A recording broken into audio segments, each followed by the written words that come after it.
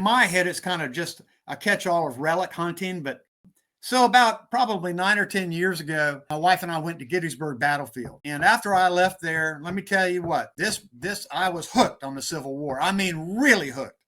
I started going to other battlefields. I've always been a big reader, but now I'm reading books upon books upon books. I'm reading about Lee and Grant, the Civil War, and that leads me to taking an interest in the Civil War in Northeast Florida and then local history.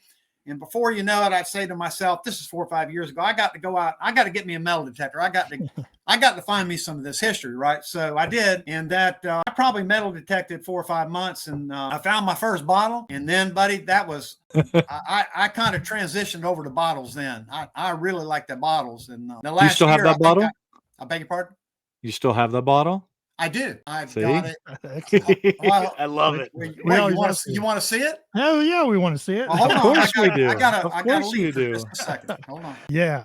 See, Dave popped in with, let's hear a good poacher story. I know, right? We'll have to get to that. Hey, if you guys are just joining us, we've got Bob Lee from Relic Rescue on with us, and we're talking poaching and relics and all kinds of stuff. I'm trying to be all fancy here. I got these earpod things in my head. There you go. So I had found, first of all, let me back up on this bottle. Yeah. So I was using a 1912 topographic map to find old home sites. And on this map, there are little black dots the size of this pinhead right here. You can barely see them on the map.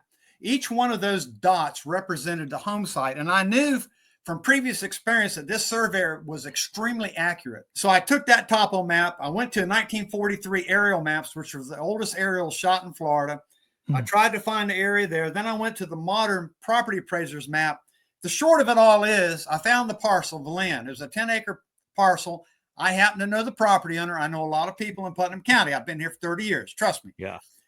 But I hadn't talked to her in decades. But anyway, I got hold of her. She says, sure, you can go out there and metal detect. I want to go with you.